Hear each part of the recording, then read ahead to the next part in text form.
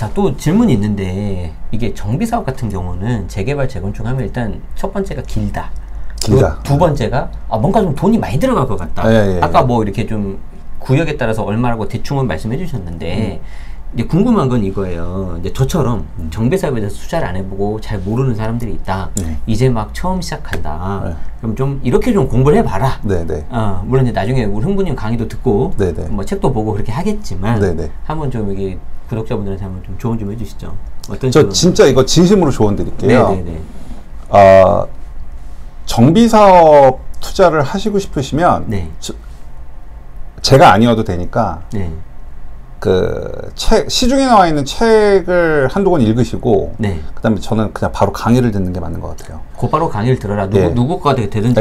왜냐하면 일단 뭐 제가 정비사업 전문가이기 때문에 이제 다른 유튜브도 보고 하는데 잘못된 정보들도 많아요.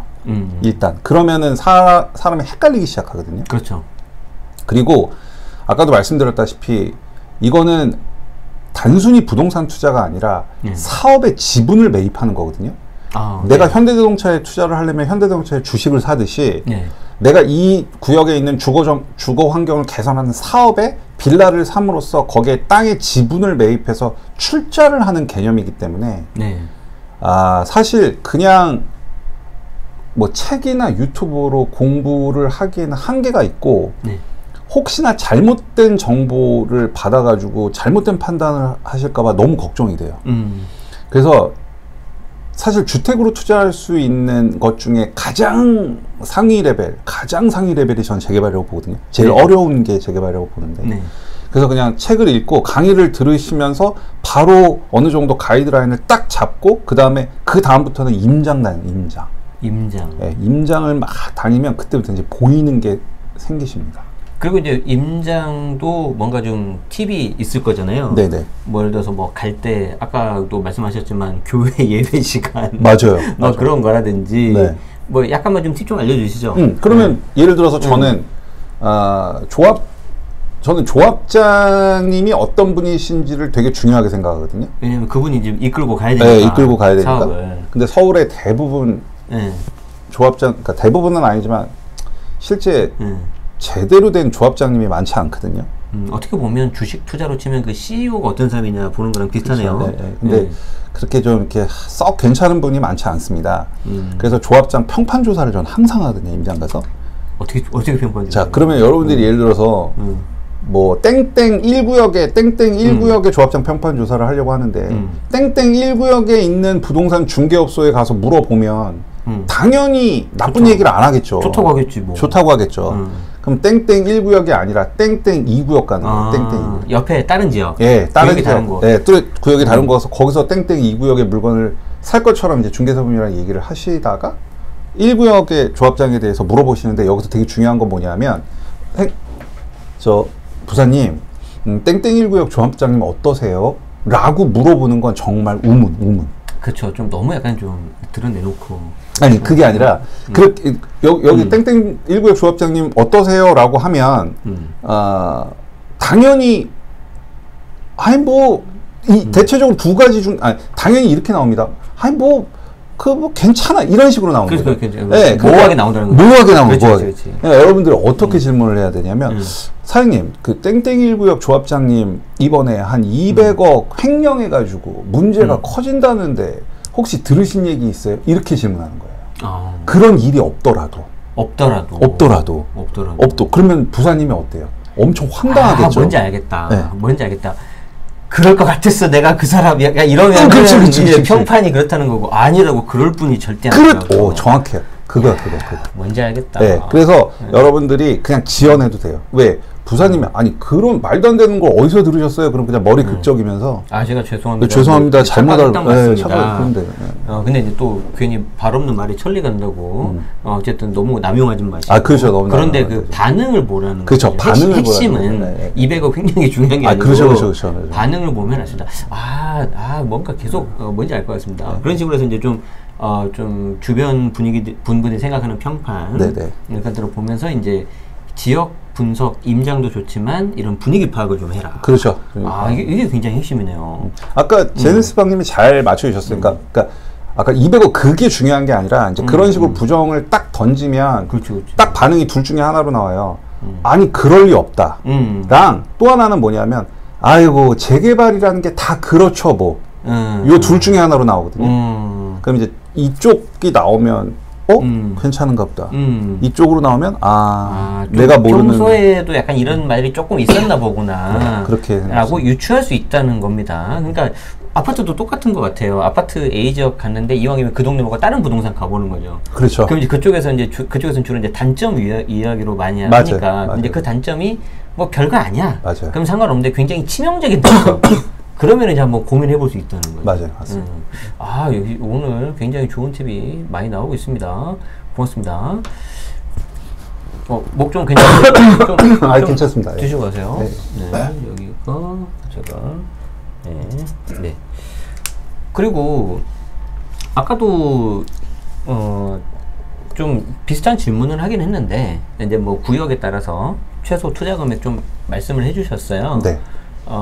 혹시 이걸 좀 구분해가지고 좀 이게 살짝 말씀해 주실 수 있을까요? 뭐 이렇게 뭐 어떤 구역을 딱 집어서 말하기는 좀 그렇고, 뭐 예를 들어서 뭐 서울의 요 정도는 뭐 얼마 정도, 수도권의 요 정도면 얼마 정도. 말씀드릴게요. 네네네네. 일단 구역까지를 말씀드릴게요. 말씀드려도 될 것 같아요. 되겠네요. 네.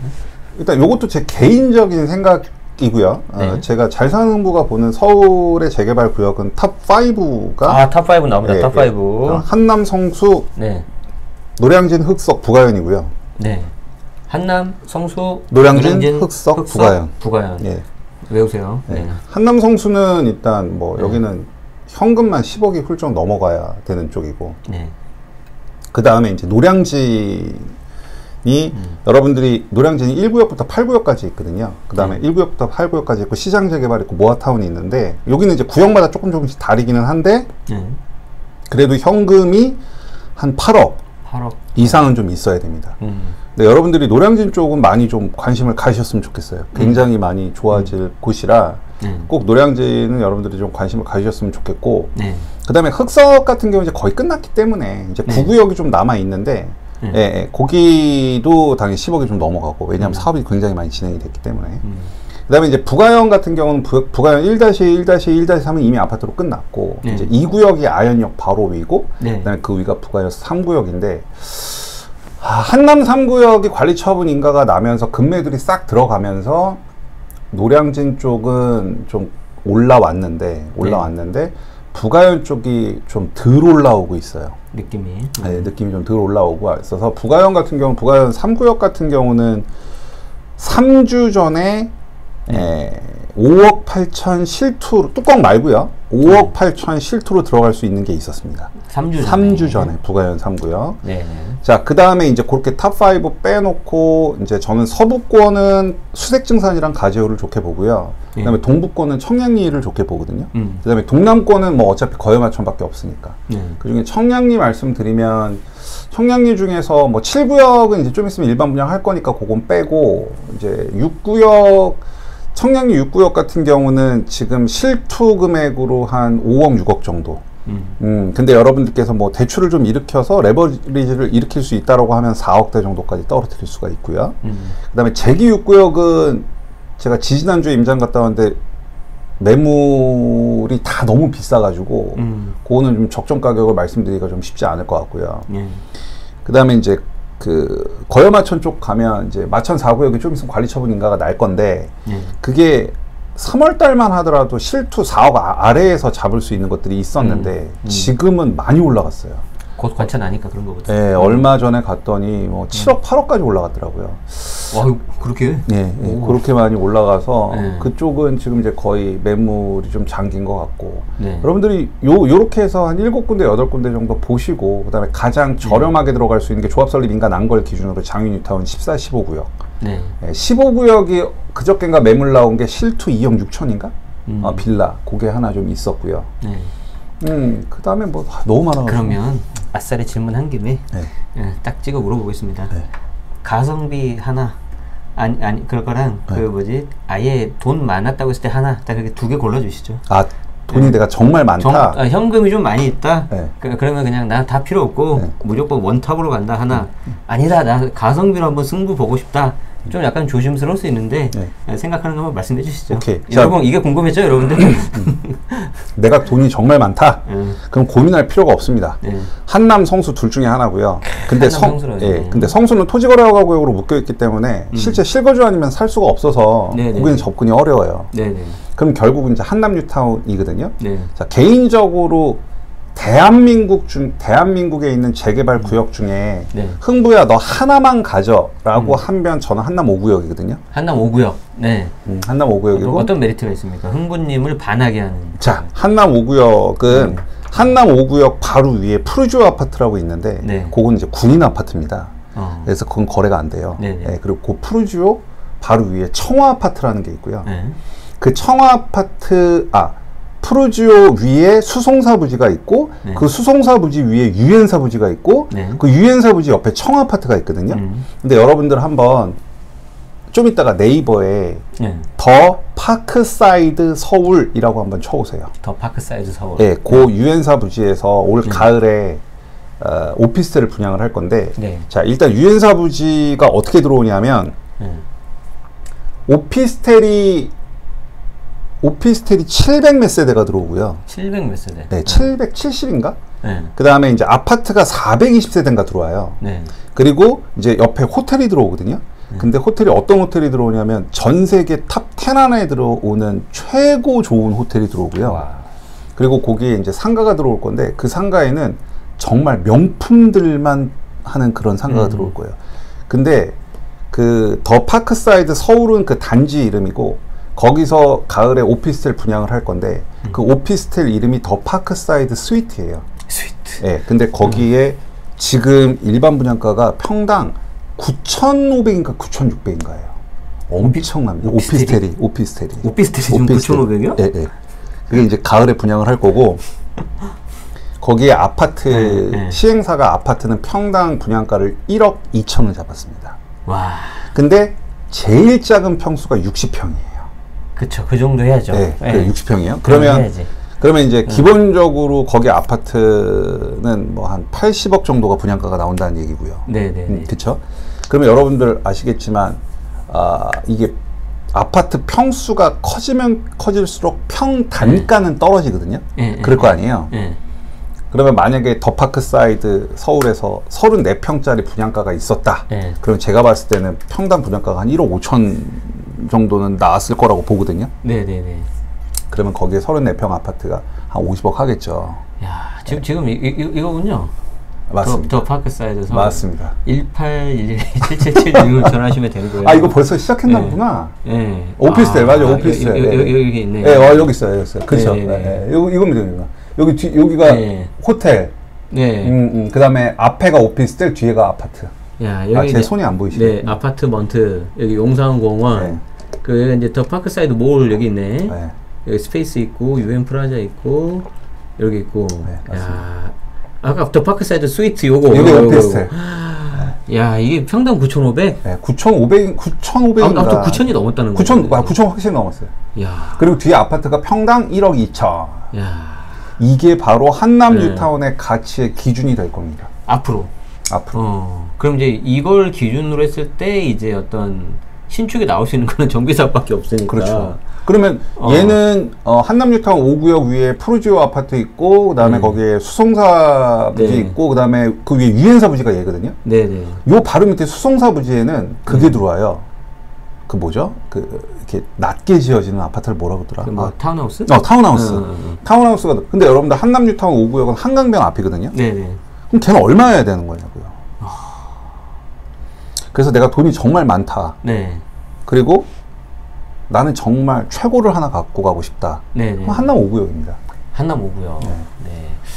일단은 매력적입니다. 자, 그리고 가성비로 한번 가보시죠. 가성비라고 보면 이제 잠깐 요 꿈에서 깨어나서 가성비로 한번 가보겠습니다. 가성비라고 보면 예를 들어서 내가 한 중간 가격 갖고 있는 돈이 한 5억에서 이제 플러스 마이너스. 네, 5억에서 플러스 마이너스면은 저는 지금 제일 좋은 게 청량리라고 봅니다. 청량리. 청량리는 뭐 지금 GTX BC가 동시에 들어오는 역이들, 서울역, 삼성역, 청량리역이잖아요. 네네네. 앞으로 철도 노선뿐만 아니라 여러분들 엘스카이 65 가서 보셨는지 모르겠는데 거기 에스카이, 수자인, 그다음에 효성, 해밀턴. 그래서 완전히 천지개벽 중이잖아요. 그러니까 청량리역 밑으로 전농답 심리는 어느 정도 다 완성이 됐고요. 물론 네네. 이제 거기 공공재개발도 있고 뭐 하긴 하지만 이제 북쪽 개발이 시작이 될 거거든요. 그래서 청량리 쪽이 낫다라고 보고 있고요. 그 다음에 내가 초기 재개, 그러니까 극초기 재개발 말고 나는 무조건 조합 설립 인가 이유다 라고 해서 한 2억 3억이다. 그러면 저는 장윤뉴타운이 나쁘지 않다고 봅니다. 자, 장윤뉴타운을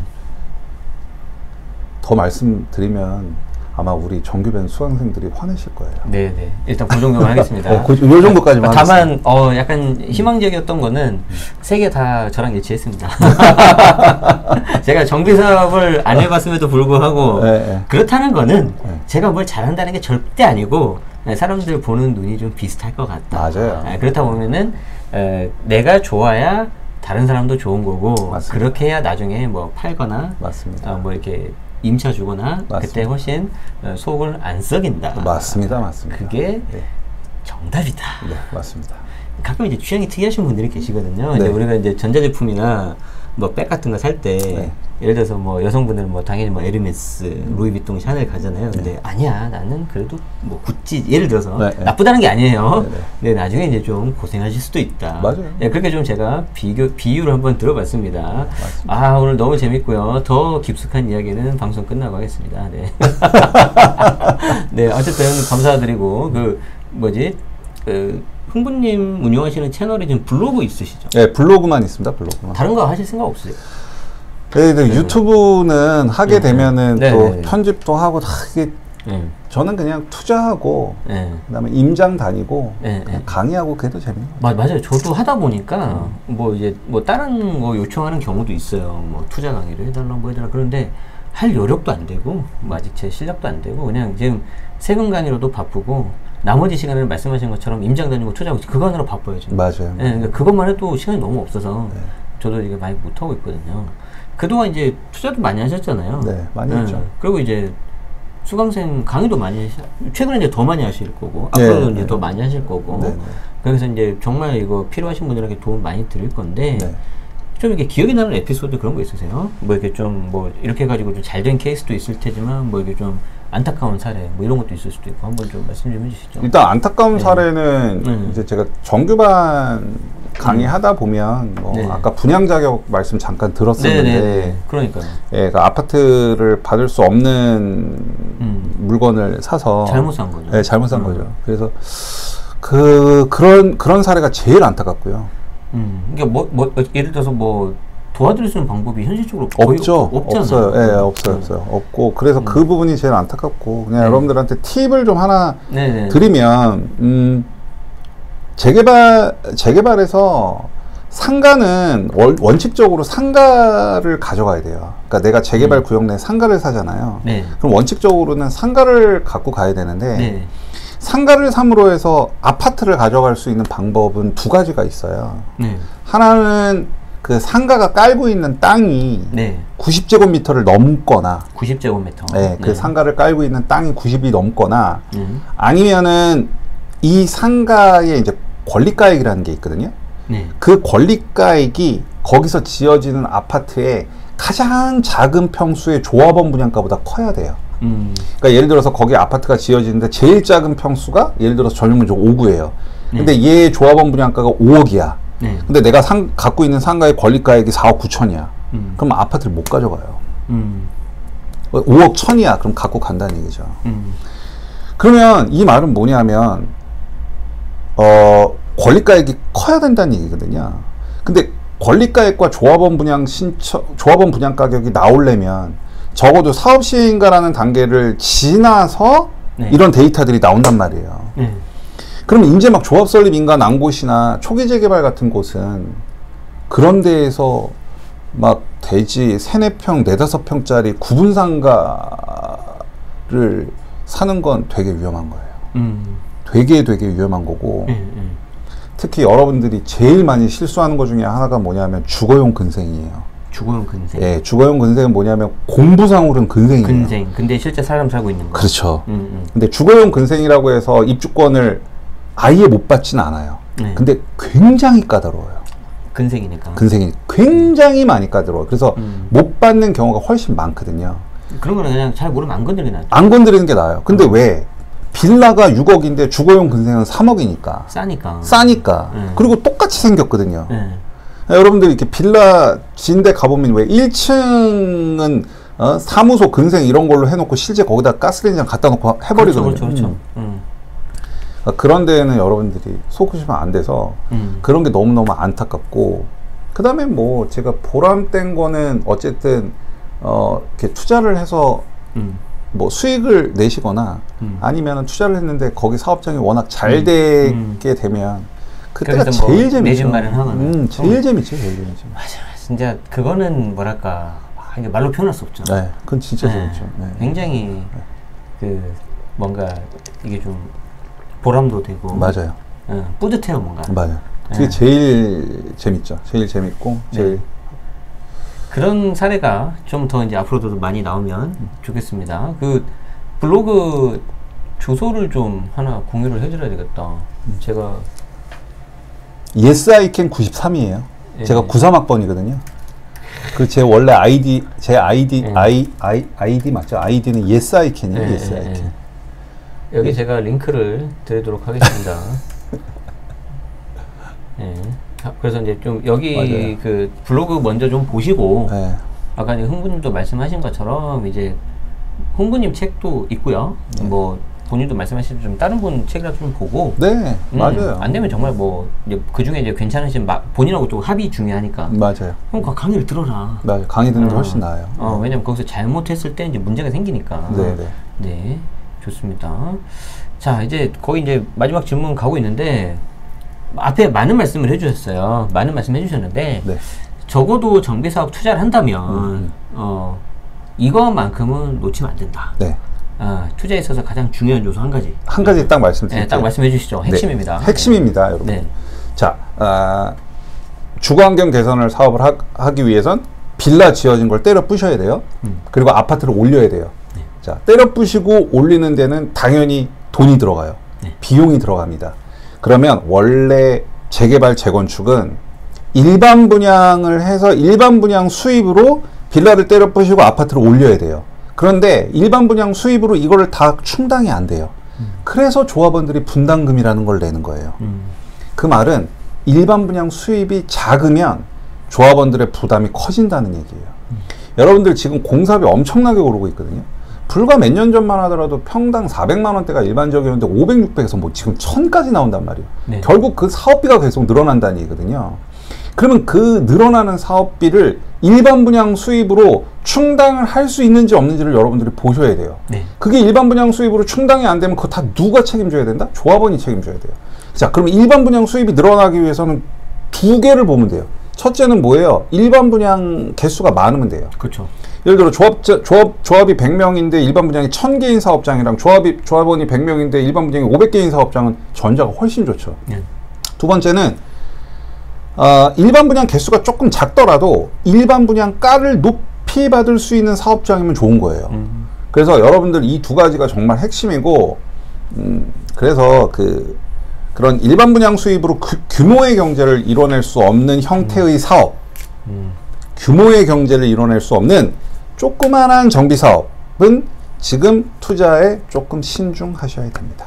결국에는 세대수 곱하기 분양가. 그렇죠. 그 총합이 더 큰 데로 그냥 가면 된다. 그렇죠, 그렇죠. 이제 그 외에 좀 몇 가지 더 보는데 하여튼 그 두 가지가 되게 중요한 거예요. 처음부터 끝까지 계속 말씀해 주시는 게 결국에는 정비 사업이다. 이게 사업적인 마인드로 좀 접근을 하면 좋겠다. 맞아요. 그게 굉장히 저는 인상적이었어요. 우리가 뭐 삼성전자 주식을 사는 게 단순히 뭐 이렇게 조금 싸게 사서 비싸게 파는 것보다도 내가 지분을 사서 그 회사랑 같이 가는 거잖아요. 맞아요. 그러니까 여기 정비사업 부역도 내가 뭐 조합원이 되는 거잖아요. 맞아요. 그럼 내가 주주가 되는 거랑 비슷하니까. 그렇죠. 그 사업을 내가 책임진다는 거거든요. 그렇죠. 그 CEO인 조합장이 누군지도 좀 알아야 되고. 그렇죠. 맞아요. 조합원들이 어떤 성향인지도 좀 알아야 되고. 맞아요. 그런 관점으로 접근하시면 좀 좋겠다. 물론 이제 뭐 저도 마찬가지지만 저 돈 얼마 있어요. 어딜 사면 될까요? 이게 사실 편하지. 편하죠. 네, 편하긴 한데 이제 그런 마인드를 있냐 없냐. 그리고 이제 어떤 뭐 흥부님 포함해서 다른 강의하시는 분들도 약간 이게 힌트는 주시겠죠. 지금 사업성이 좋은 데는 여기가 좋다. 그렇지만 최종 결정은 본인들이 하시는 거기 때문에 네. 거기에 대해서 충분히 공부를 하시고 바라보면은 너무 좋을 것 같다. 너무 좋죠. 네네네. 너무 좋습니다. 아, 오늘 너무 좋은데요, 흥부님. 이거. 제가 좀 욕심이 나기 시작해요. 왜냐하면 제가 원래는 이런 걸 하면서 저도 이제 제 그 수강생 분들이 있고, 네. 뭐 이렇게 제 카페는 좀 특이해요. 저 혼자 그냥 떠드는 곳이거든요. 그래서 이제 저희 일반 카페랑은 달라서 제가 어떤 외부 강사분들을 강의를 막 하고 유치하고 그런 걸 안 하고 있었단 말이죠. 근데 지난번에 오셨던 천자봉님하고, 천자봉님, 네, 그리고 흥부님하고.